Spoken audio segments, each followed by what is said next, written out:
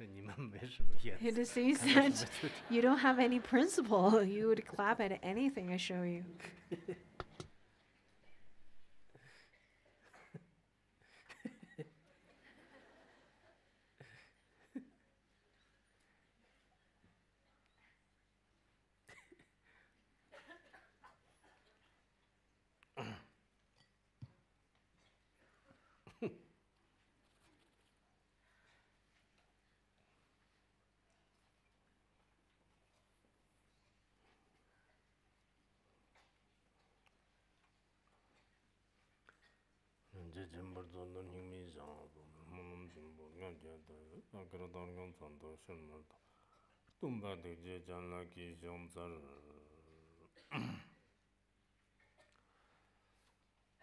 Zhenlin German Dogmaza Churtan Shir, George Shimim Tamid Murtushir, Dinner Stagda Nimet Murtushir, Jigmit Chujan Mavshir, Ranjan Shir, Tia Mechan Chamet, Numirga Me Party, Dinner Stagda Tamshir Dan, Jivi Shirdan Yongdron Shir, Then Yiti Ranjinji, Liti Temer Stagbi Shir, Samatiam Jiran Chumbo Yi, then Manchif Tambi Shir, Vakcham Chamu Nadnam Yi, Onodme Javanya Shir, Zamet Mumbrand of Shiti, Yongdron Shirnar Gavamet, De Latsuni, Devjin, Nidan, Niki, Korum, Jen, Dimashi, Yanglan, Stakpa, Lasso, Tonshi Sha, Mazda Yondan, Dandan Shir.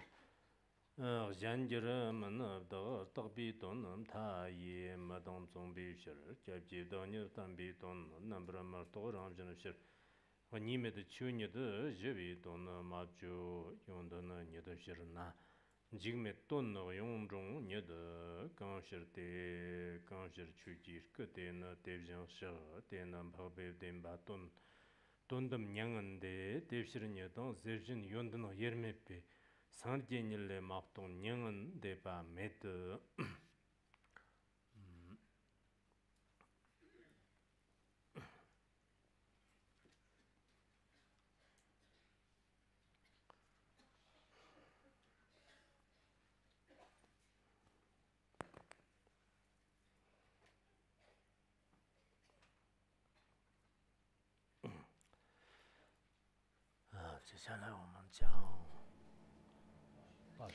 Now, let's begin our class on Uttara Tantra Shastra.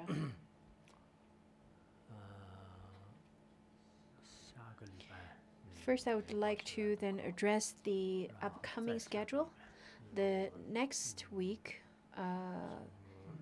starting from next week, in fact, we'll alternate our classes on Uttara Tantra Shastra and the Analects of Confucius. So next week we will have the Analects of Confucius, and we'll have that class on Saturday. And the week after, we will then have Uttara Tantra Shastra on the week after, which is September 14th. So the week after,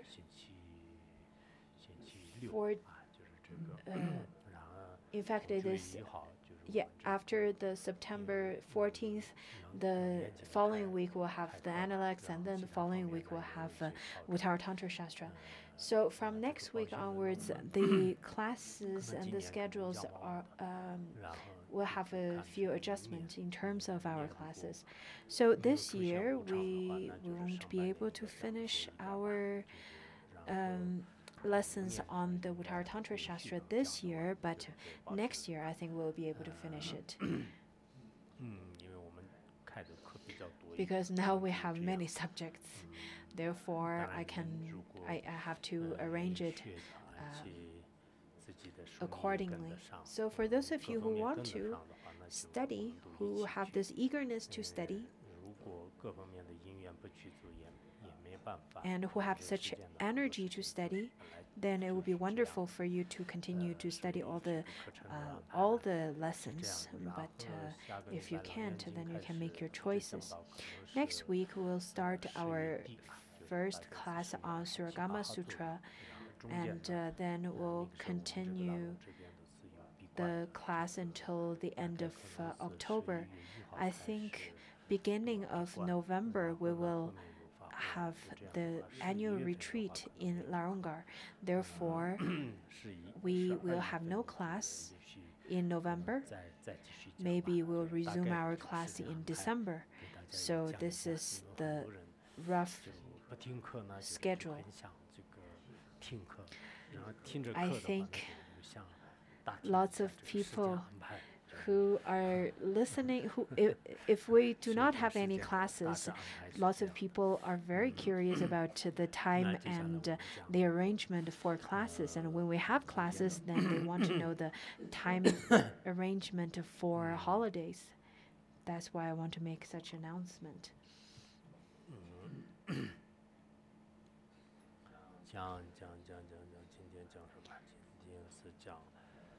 So, Uttara Tantra Shastra. Now we're on the Buddha nature chapter, and in this chapter there are the 10 aspects which then included in the 8 outlines. We're currently on the 7th outline where it talks about unchangingness, and in terms of this unchangingness it has the 3 stages or 3 statuses. The first one, it talks about the mundane beings, which is the defiled or impure, and the second stage is the partly purified and partly unpurified, and then the third stage, that is completely pure, that has never changed. As we talked earlier, I think lots of people wonder that lots of people do know that Buddha nature exists, but how? I think lots of people do not understand that. In fact, there are the mundane beings, and there are the arhats, there are the bodhisattvas, and there are the Buddhas. So how does Buddha nature reside in each and every being? Do they reside in each and every being in a way that it changes, or in a way that it doesn't change? So everyone have very different ideas and different doubts and questions about how Buddha nature resides within everyone. So in this text, in fact, it in detail explains how and why Buddha nature resides within every sentient being. Of course, it only is meaningful and valuable for those of you who are curious about Buddha nature. And for those people who are only interested about TV series, they probably have no interest in this anyways. Doesn't matter how much I give teachings on this. For those of you who are interested in these teachings, then I really encourage you to study previously and then study afterwards, and then read into it and study into it, so that this teaching would make a difference to you. And when you can do that, this teaching will act as a foundation for your future understandings as well as your practices. In terms of propagating of the correct Dharma, there are 2 aspects. The first aspect is the Dharma of the doctrine, and the second aspect is personal realization. So in terms of the doctrine aspect of the correct Dharma, then you have to invest your time into studying the text, the Buddha Dharma. So for those of you who want to propagate the Dharma in the future, then first of all, you have to understand the teaching first, so that later on you can propagate and teach this to others. Because if you don't understand to begin with, how can you then give the teaching to others? From Buddhist point of view, it is not that you have to then propagate as a one-man band. You have to also work with others. When we talk about the 3 jewels, we talk about the Buddha, the Dharma, and the Sangha. So the Sangha is a community, which is a group of people who have kindred spirit, who have the same goal, who have the same aspiration.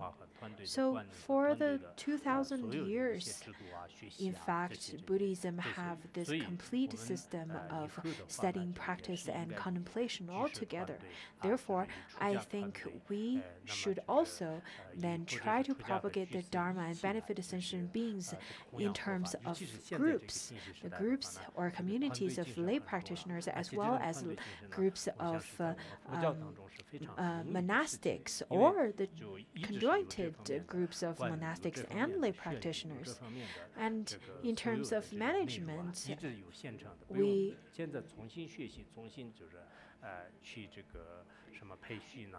have already set rules and ways of managing different groups. We do not need to then develop new rules or anything. Therefore, I really hope that you could read into such kind, or you could really read into such kind of different rules or different regulations. So let's continue with the stanzas. First of all, it talks about unchangingness in the utterly purified phase. So the Buddha nature at the impure as well as partially pure and partially impure stages, the Buddha nature does not change. But how about at the stage of Buddhahood? In fact, even at the stage of Buddhahood, Buddha nature does not change either. So today, this is our content. This is the content that we're going to learn. It talks about the four aspects. So the Dharmakaya does not change into something else, since it has exhaustible properties. It is the refuge of beings, since it protects them without any limit of time until the final end. It is always free from duality, since it is foreign to all ideation. It is also an indestructible state, since its nature is uncreated. At the stage of Buddhahood, how does Buddha nature exist within? In fact, the Buddha nature is also changeless, because the Buddha's body, the true Buddha's kaya, is Dharmakaya, unlike our body, because our body would transform from one place to the other. And for example, maybe today you are a human being, and then tomorrow you could be reborn into celestial realm and have a celestial being's body. But for Buddha, he has this Dharmakaya. And this Dharmakaya has the attribute of permanence, being unchangingness itself. It does not change into something else in the sense of one physical form being abandoned to be replaced by another. In fact, for human beings, for mundane beings, whenever we die, whenever we abandon this physical body, then we have to adapt to a different form, a different body. For example, if you were to be reborn in a celestial realm, then you will have to adapt into a celestial being's body. But for the Buddhas, they're not like that. In the Dharmakaya, it doesn't change. So over here, it talks about the changelessness. And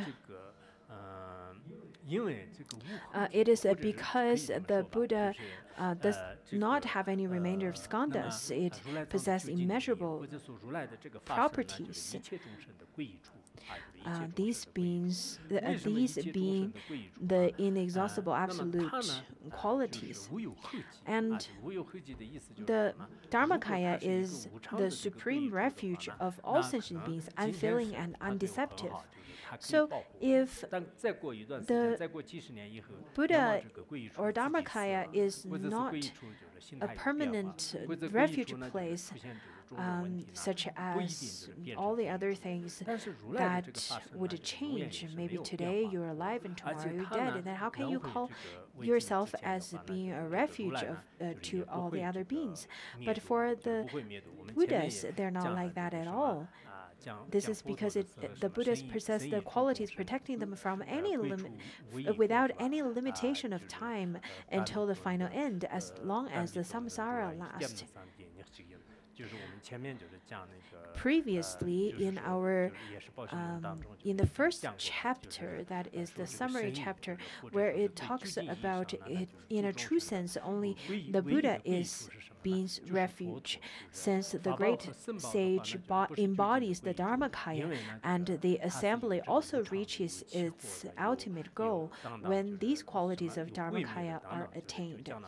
And then at that time, they talked about how all the other things will how the other things are impermanent and so on, but Dharmakaya is not. And then over here, this point talks about the steadfast aspect or quality of Dharmakaya. The third one talks about it is always free from duality.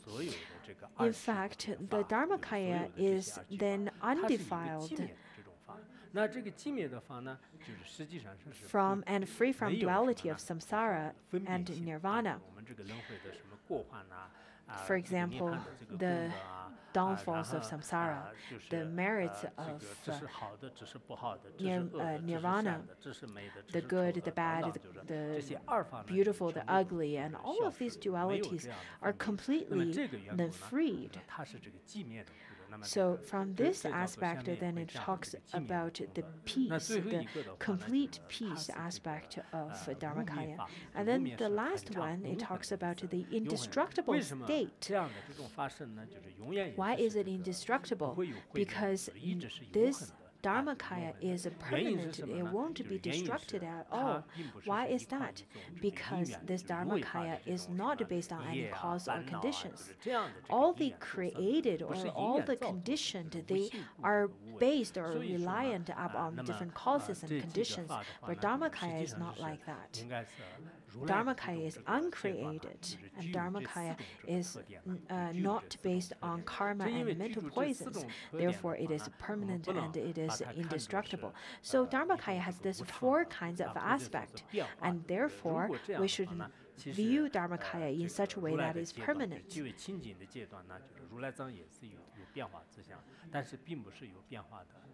So the Dharmakaya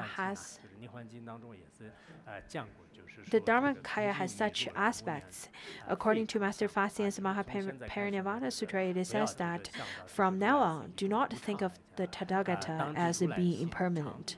You should know that the Tathagata is unchangeable and lasts forever. The nature of Tathagata lasts and is indestructible. In the Golden Light Sutra, it also says the same thing.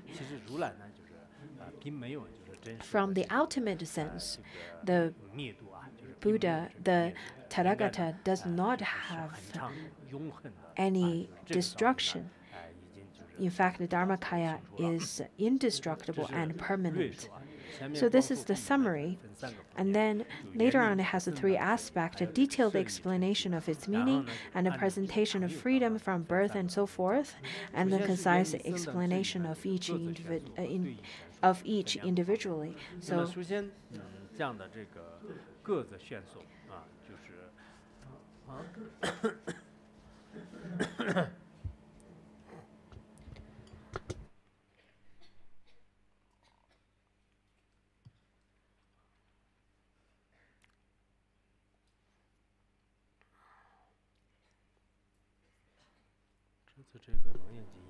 I like this printing, this edition of Shuragama Sutra.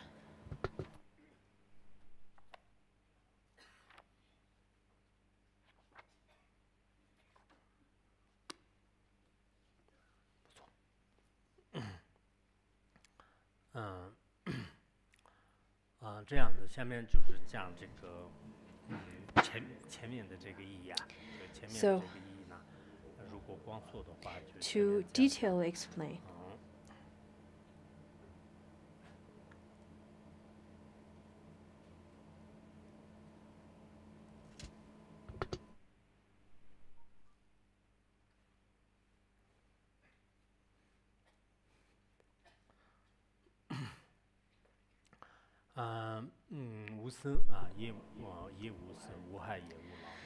It is not born and it does not die. It suffers no harm and does not age, since it is permanent and steadfast, the state of peace and immutability.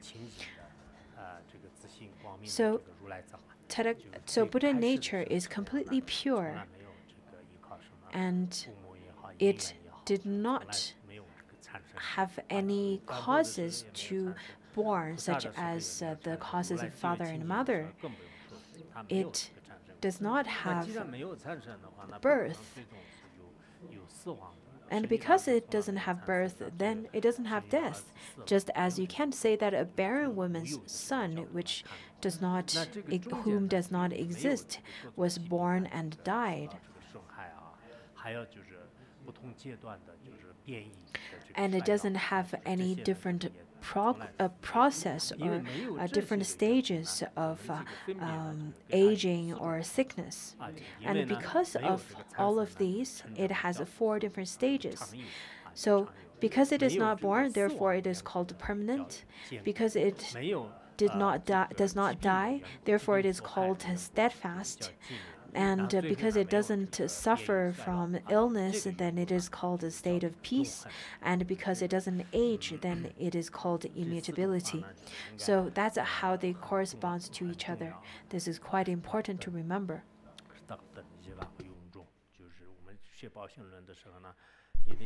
When we study Uttara Tantra Shastra, you need to know these 4 aspects, these 4 qualities, that is permanent, steadfast, peaceful, and immutable.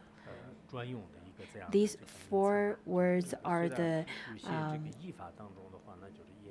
other terms of Uttara Tantra Shastra that you should remember.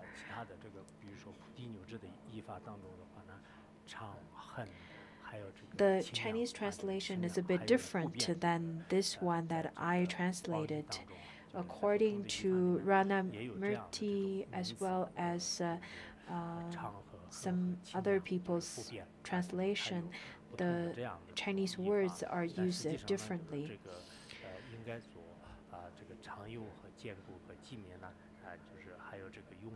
But permanent, steadfast, peaceful, and immutable, these 4 are the most important jargons that you should remember in this text, because they can describe the qualities of the Buddha nature. In fact, this teaching should be easy to understand, especially when you understand the no birth and no death aspect. If there's no birth and no death, then definitely there's no illness, no aging. According to Manjushri's inquiry on the Dharmakaya Sutra, it says that the Dharmakaya has no birth. If it has birth, it will have death. Since it is not born, you should know the Buddha does not die. If there's birth, there's definitely death. But Dharmakaya was never born. Therefore, there's no death for Dharmakaya. And if there's no beginning and no end, no birth and no death, how could there be a middle where there's illness and aging? How does Buddha nature reside in the stage of Buddhahood? It, in fact, resides as the way that it is permanent, steadfast, peaceful, and immutable.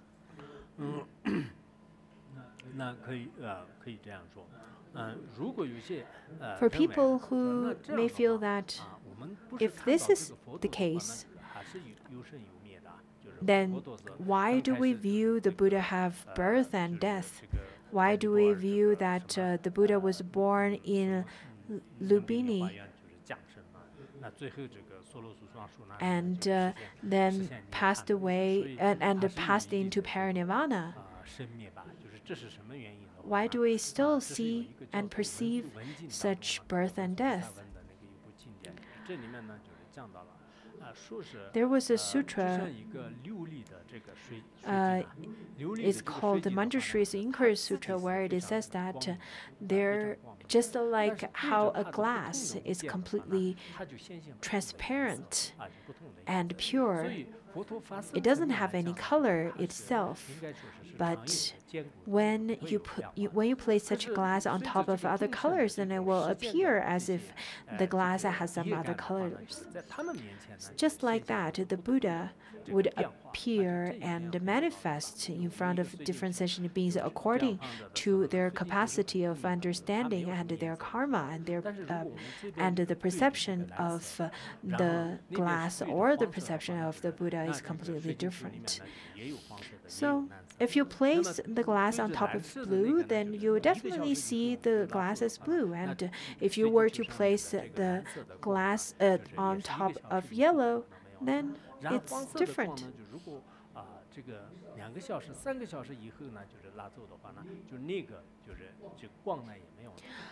Just like that, if you were to place the glass on top of blue for an hour or two, it will last for that period of time. But once you take that glass away, then right away the blue will disappear. Just like that, the Buddha doesn't have any inherent existence of any defilement or any kind of birth and death. However, in front of different sentient beings, the Buddha would manifest in different forms according to different beings' capacity of perceiving. That is why when some great masters, that is why the Buddha manifested birth and death, and the same as the great masters. There's another sutra. I think it is the Sutra of Heap of Jewels. There was a bodhisattva whose name is Wondrous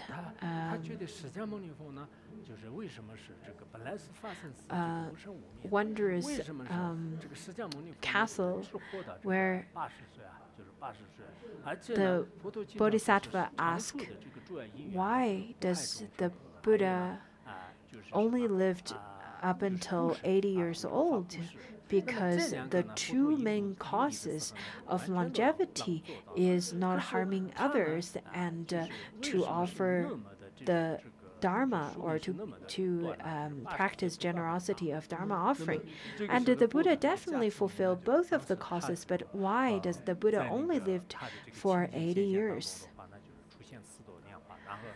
And upon having this doubt, 4 lotus flowers started to blossom at the 4 corners of his room, and 4 Tathagatas appear on top of the lotus blossom that has a lion's seat on it.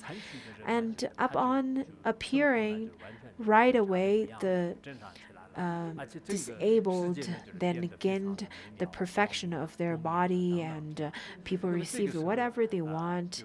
So lots of miraculous incidents started to appearing.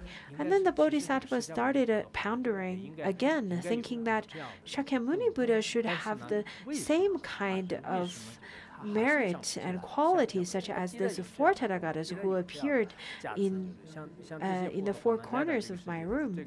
However, why doesn't the Buddha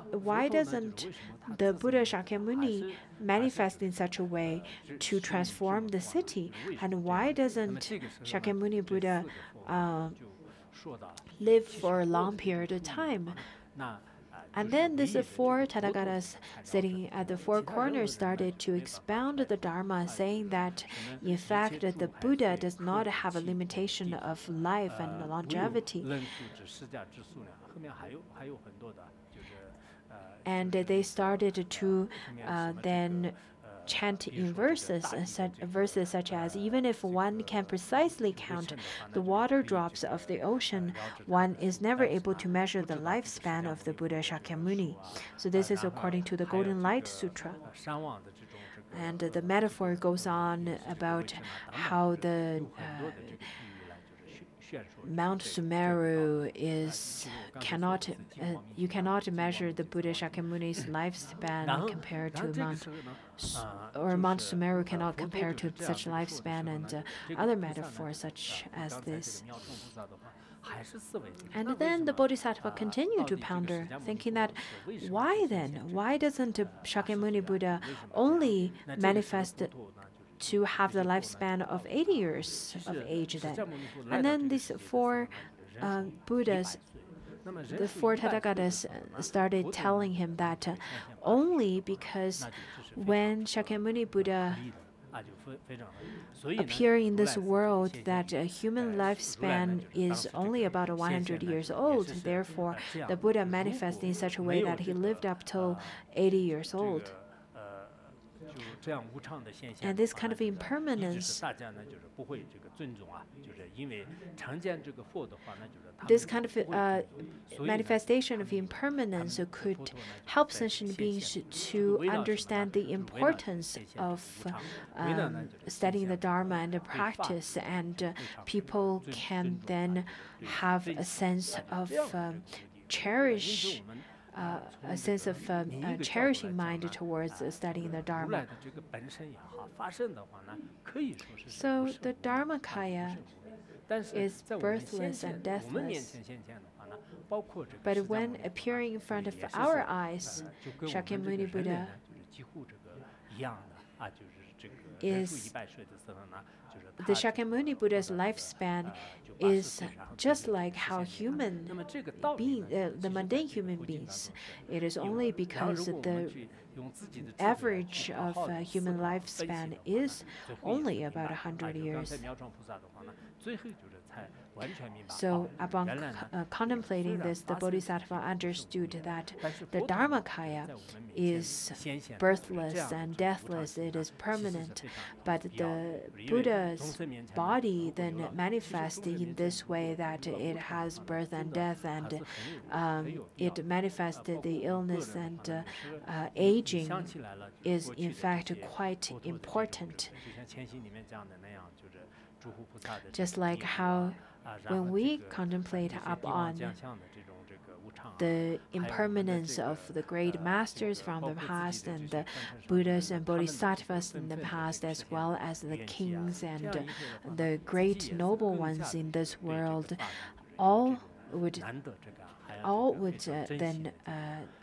die, and then because of this kind of impermanence, we will have this mind of cherishing the opportunity of studying the Dharma. Then the next one is a detailed explanation combining them. It is not even born in the body of mental nature, since it is permanent, steadfast, it does not die, not even though the death and the transmigration that constitute an inconceivable transformation. Since it is peace, it does not even suffer harm from illness caused by subtle karma imprints. Since it is immutable, there is not even aging induced by compositional factor free from stain. In fact, the bodhisattvas and mundane beings are completely different. In fact, when we talk about bodhisattva and mundane beings, it's very different than the Buddha.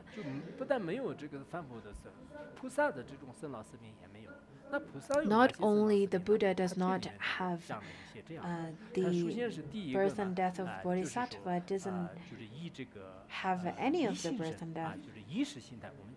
So the body of a mental nature, that is the consciousness body. So consciousness body doesn't have any skandhas, but consciousness body can then be reborn into any places that they want. They can then reborn in a lotus flower or into Pure Land or so. It's almost like the bardo body. But bardo body is the kind of body that is then imputed by the power of karma.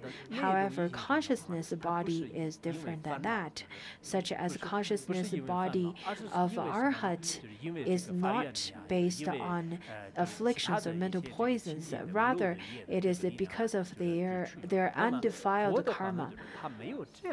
And the Buddha doesn't even have such a kind of undefiled karma. The Buddha doesn't have any causes of rebirth or birth at all.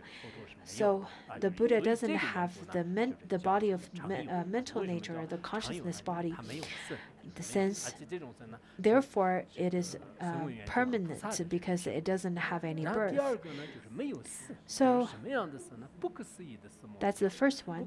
The second one is steadfast. It does not die, not even through the death and transmigration that constitute an inconceivable transformation. Usually there's for mundane beings, we have this conceivable transformation that we would abandon this body and then have a different body to take in or to migrate into a different body. But the bodhisattvas have inconceivable transformation.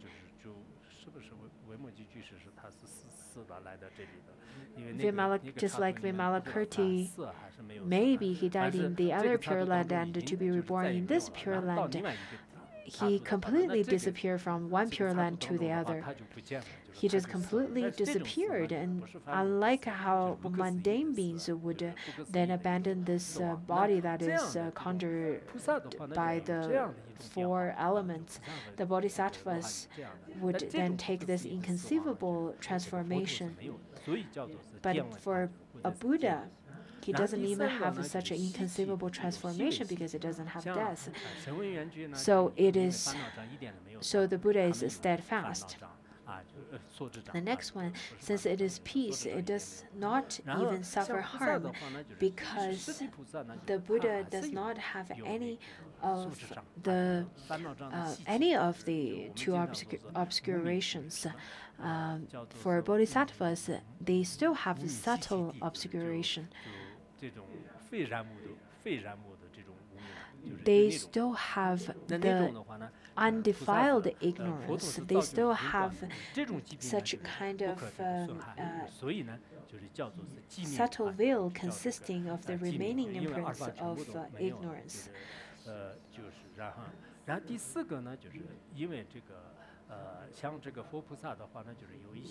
The bodhisattvas, they still have some of the undefiled karma. They still have karma.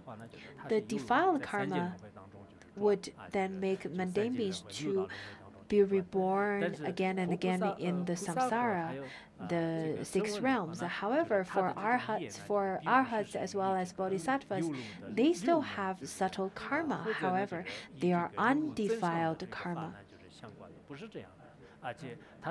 Their karma is not associated with the 3 poisons or mental poisons. Rather, it is devoid of those. But for Buddha, the Buddha doesn't even have any of the undefiled karma. So the Buddha would be devoid of birth, death, old age, and sickness. And that is why the Buddha is permanent, steadfast, and peaceful and immutable. This is quite important. I remember that back in 1986, maybe 1985, that was my first year in Larongar, and that year he gave the teaching on the commentary of the Madhyamika Avatara, and then he went to Xinlong Prefecture, and then Xinlong County. And then around that time, we only had about 150 people in Larongar. So after Ponsor Rinpoche took about 100 people with him, only very little people left to study with Khenpo Gardo. And sometimes we would chat underneath, and we would chat behind the Kempo back during the class, and Kempo would warn us, "Hey, pay attention. This is quite important. Permanent, steadfast, peaceful, and immutable. Did you remember that?"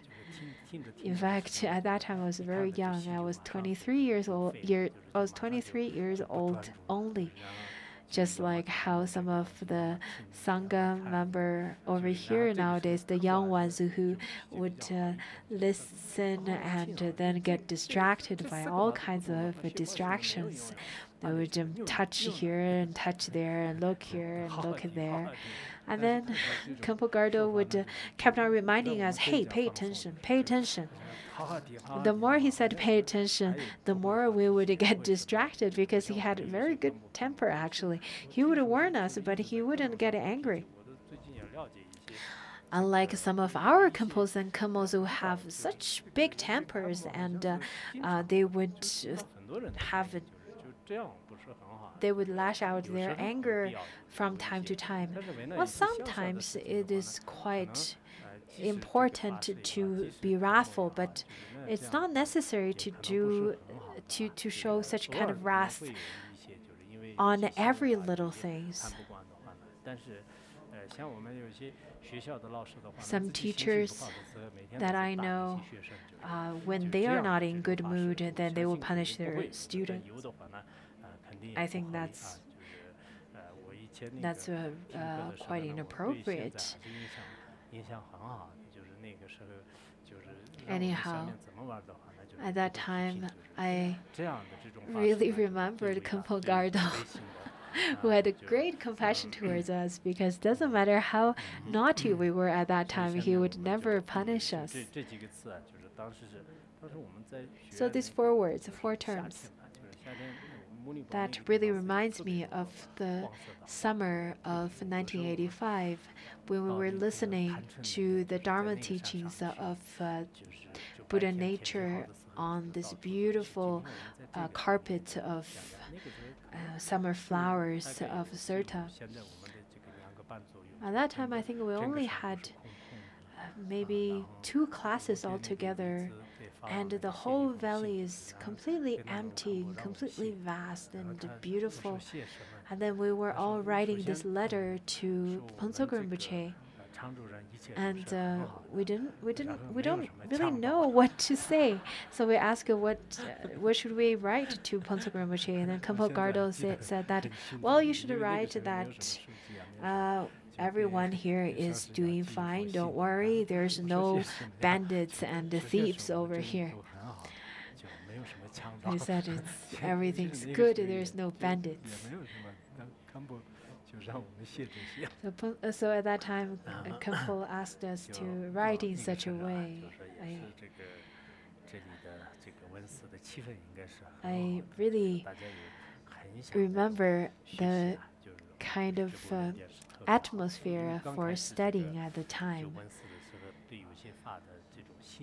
Sometimes I would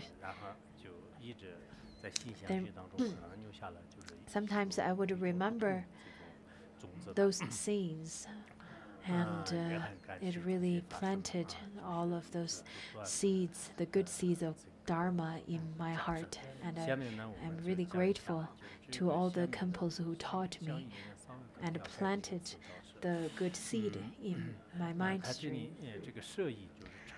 Okay, so the next one, it's a summary of its meaning, where it says sentences from the foregoing 2 by 2. The uncreated expanse should be known as possessing in the same sequence the attributes of being permanent and so forth. Each one would then correspond to 2. So this is a summary of the next stanza, and it connects to the next stanza. So it used 2 sentences or 2 verses to explain how it is permanent, steadfast, peaceful, and immutable.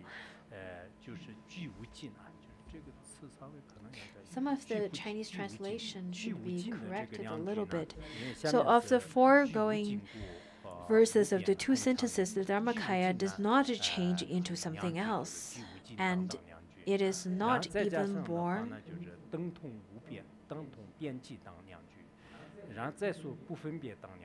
And then that refers to the attribute of reference. So this two refers to the attribute of permanence. And likewise to the two sentences, it is refuge of beings and steadfast, it does not die. So this two refers to the attribute of steadfast. And then the two sentences, it is always free from duality, and since it is peace, refers to the attribute of peace. And the two sentences is also an indestructible state, and since it is immutable, refers to the attribute of immutability. So in total, there are the 8 sentences in the same sequence in which these 4 attributes are given in the foregoing sections. The true state, the expanse, not created by cause and conditions, is to be known from the sutras.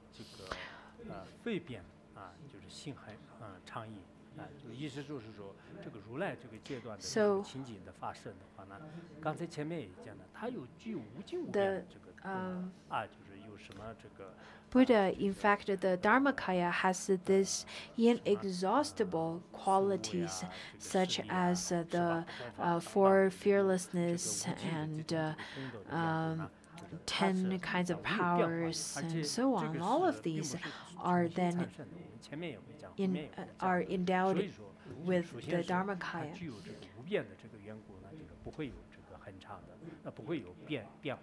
It is changeless. That is why it is called the attribute of permanence. Equaling the utmost end,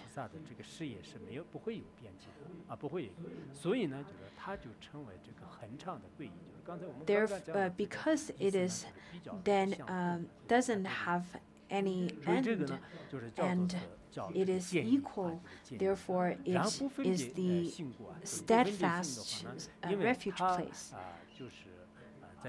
Then the next one, since the absence of thought, it doesn't have any duality, therefore it has the attribute of peace. That's the third one. And the fourth one is that hosting uncreated qualities, it is immutable itself. It is not created, it is not conditioned by the cause and conditions. Therefore, it is immutable and it is indestructible. So that's the fourth one, the 4 qualities, and it should be understood in such a way. Some commentaries, though, it says that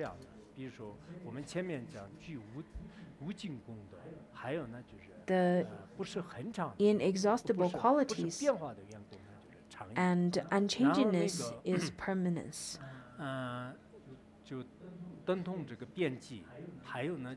Equaling the utmost end,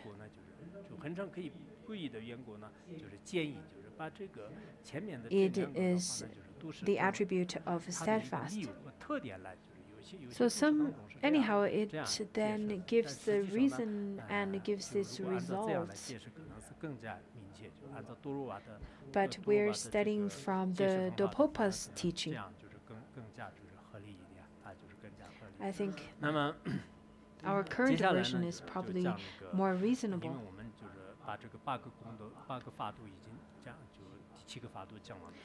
Now, we've already finished the previous 7 points. Now we move to the 8th point, where it has, where then it talks about the inseparability of the qualities. So, first one is a short explanation by means of names. Why is it the Dharmakaya, the Tathagata, the noble truth and absolute nirvana, its qualities are inseparable like the sun and its rays? Thus, other than Buddhahood, there is no nirvana. This is quite important. What does that mean? It means that the Dharmakaya that is completely pure, what is it? In fact, the Dharma, the Tathagata is the one who has realized the truth and thusness, who's seen the truth and could be called the Dharmakaya. So Tathagata or Dharmakaya, or the noble ones, or the truth that is, or the noble truth, as well as absolute nirvana. These four kinds of names. So these four names, in fact, all refers to the Buddha. Just as the sun, the sun ray, the sunlight, and the sun cannot be separated. We do not say that the sun illuminates the world, but not the sunlight. We cannot say that the sunlight doesn't illuminate the world, it is only the sun itself. We cannot say that, it is inseparable, in fact.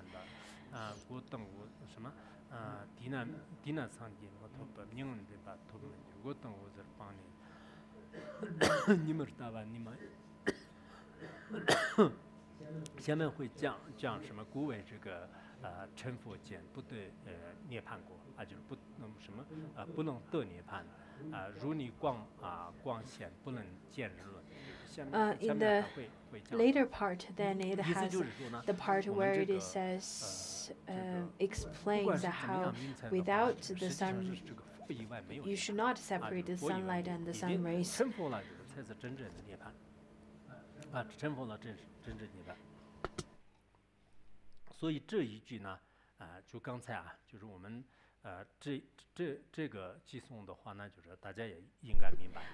I hope you should understand this stanza, the Dharmakaya, or Tathagata, or the Noble Truth, or the Absolute Nirvana.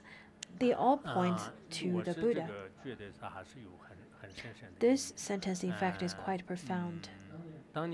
In fact, Pongsu Rinpoche, upon teaching this, in fact, he passed into parinirvana after finished teaching this. At that time, we didn't understand why, but after over a decade, we then realized that we felt that at the moment of him passing into parinirvana, his manifestation of death is completely different than the mundane beings.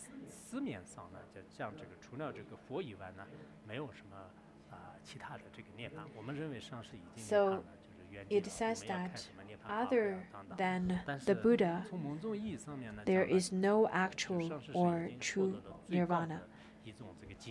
So I think upon teaching this and then passed into parinirvana, Pongsu Rinpoche really manifested how he had already attained the supreme realization, that is Buddhahood. On the day of Pongsu Rinpoche's cremation, there are lots of beautiful light,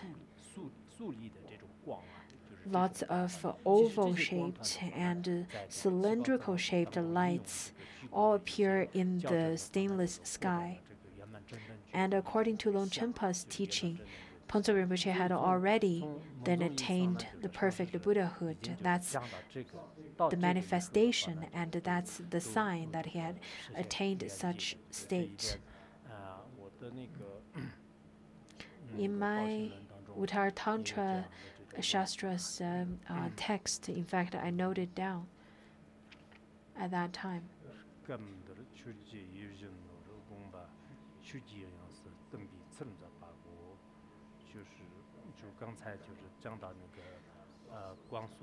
When Pongsu Rinpoche gave the teaching of this part, where it says that thus other than the Buddhahood there is no nirvana. When Pongsu Rinpoche gave teaching on this stanza, Pongsu Rinpoche's nirvana body, this manifested body, passed into the realm of Dharmakaya. Not many people noted down as I did. Back in 2004, in January, Ponzo Rinpoche passed into parinirvana. In fact, back in 2003, during our Amitabha Dharma Assembly, Ponzo Rinpoche already gave us a hint. He said that maybe this is the last Dharma. This is the last Amitabha Dharma Assembly in my lifetime. I hope not, but it probably is. But if we do not meet again in this lifetime, let's all make the aspiration to be reborn in the Sukhavati Pure Land, and we will then meet again over there. If I were to pass away, do not try to find my reincarnation within 49 days after I pass away, because this is not beneficial to myself nor to the Dharma.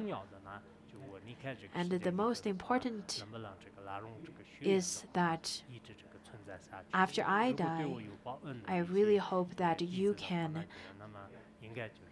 repay my kindness by maintaining Larongar, to continue the lineage of studying the Dharma, contemplating and practicing the Dharma. That's the teaching that he gave us.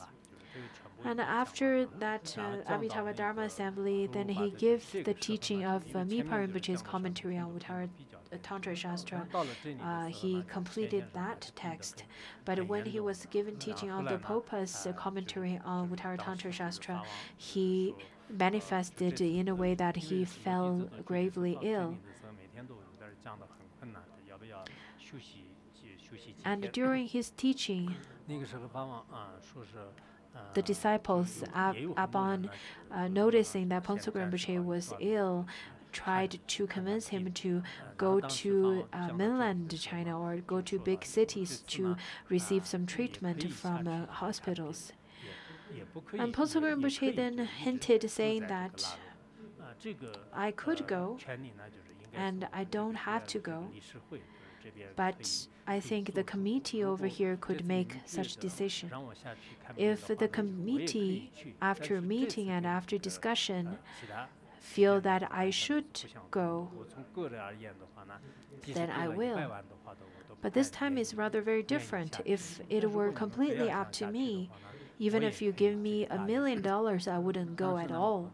But if you really insist that I should go and receive treatment from hospitals, then I will.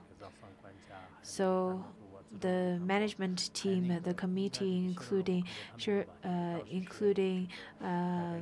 Tsotrem Lodro, as well as myself and a few others, we then had a meeting in the yard of Ponzo Rinpoche, and we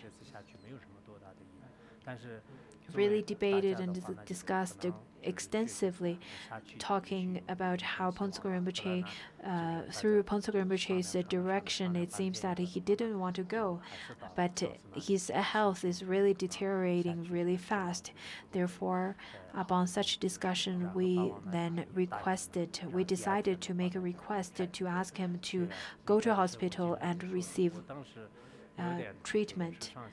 At that time, I was really sad, and I then went to Ponzo Rinpoche's room and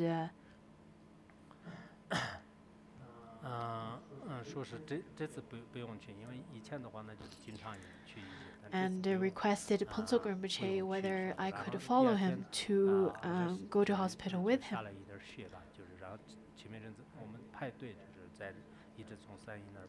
And Ponzo Rinpoche said, well, it's not really necessary this time. Chikme Rinzin Rinpoche and myself, as well as a group of other Khenpos, we then saw him off on the second day It was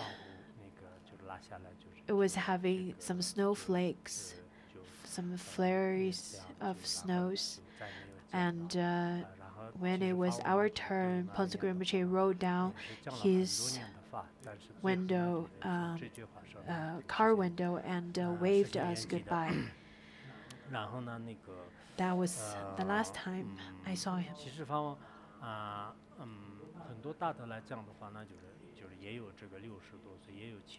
Some masters pass away around the age of 60s, 70s, 80s, 90s, and their lifespans are very different. In fact, if some causes and conditions were met, I think Ponce Rinpoche would be able to stay in this world and stay with us for a longer period of time. Back in 1990s, Ponce Rinpoche and us, when we went to Nepal, we really wanted to go to this longevity cave called Martika. But at that time, it was very difficult for us to commute to such cave. It took a very long period of time. And only helicopters could take us, although it was really expensive at that time to then rent a helicopter to go to Maritika. We waited. We still decided to go, but the weather did not permit, and our visa was expiring. So upon waiting for a few days in Kathmandu, we couldn't get to the perfect conditions to go there. Back in 1990, in fact, back in 1990s, we couldn't make that trip. Padmasambhava, he received, or rather, he attained the longevity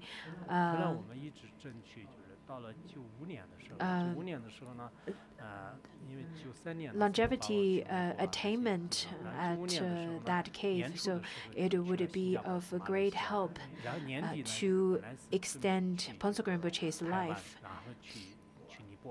So we tried again back in 1995. Ponce Rinpoche had this opportunity to go to Singapore and other places. We then had this opportunity to visit Nepal and try again to go to Maritika cave again. It was fall of 1995. But after we arrived in Chengdu, the visa did not get approved. So Ponce Rinpoche couldn't go to Nepal, couldn't go to Taiwan at that time or any other places. And then Ponce Rinpoche manifested a grave illness again. He then lived at a place called Metropolitan, so it's a villa. Ponce Rinpoche stayed over there for 5 months. He was extremely ill, and he fell ill around the end of autumn in 1995 and started getting better in the spring of 1996. And that's the cause of his Doha song of the Song of Victory. And then after such event, he got better. He then went to different places and he came back to Larangar. But the only thing is that he never had the opportunity again to go abroad, or especially Nepal, the Maritika cave, the longevity cave. If he were to have the opportunity to meditate in the Maritika cave, I think it might extend his lifespan. Of course, it may help, it may not. But to the disciples such as us, if Ponce Rinpoche could have stayed with us for even one more day, we will be of great joy. So Ponce Rinpoche in the winter, January 10th, 2004, passed into parinirvana. In fact, I didn't really try to finish this class. I did not even make a connection with this until the other day when I was preparing class. And then I read this again and realized that I think this is a sign that Pongsu Rinpoche had already attained the perfect Buddhahood, and Pongsu Rinpoche's Dharmakaya would never depart from the disciples. His Dharmakaya is always present, and the gratitude of a teacher, such as Pongsu Rinpoche, is the kindness that Pongsu Rinpoche has shown us is much greater than the parents have ever shown us. And it is not comparable from anything from this world. Not only Pongsu Rinpoche has manifested into this way. In fact, lots of Han Buddhist masters, that they also manifest in ways that death is not really something would separate teacher and disciples, such as a Zen master would then climb into a coffin by himself, and when his disciples started to cry, thinking that the guru died or the teacher died, the teacher then climbed out of the coffin, saying that stop crying. If you were to cry, you're not considered as my disciple anymore.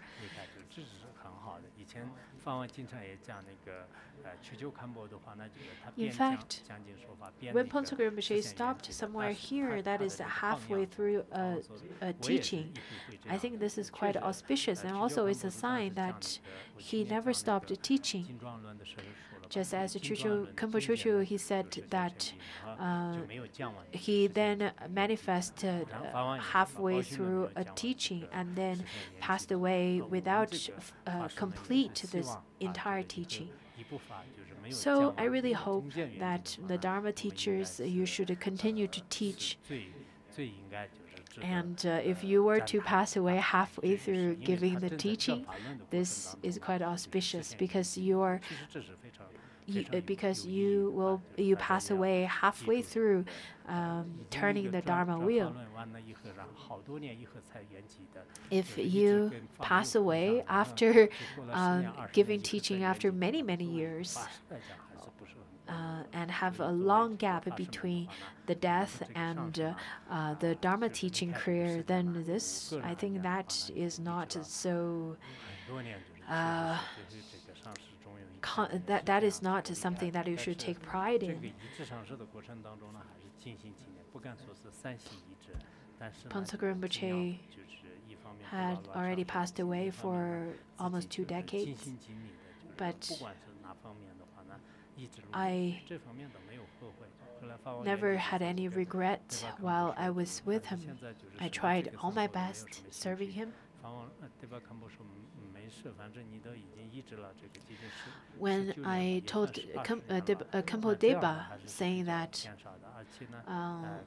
I feel that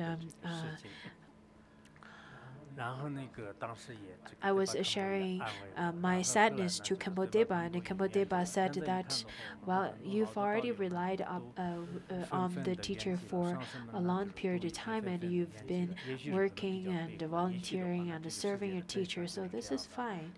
And now Khenpo Deba also passed away.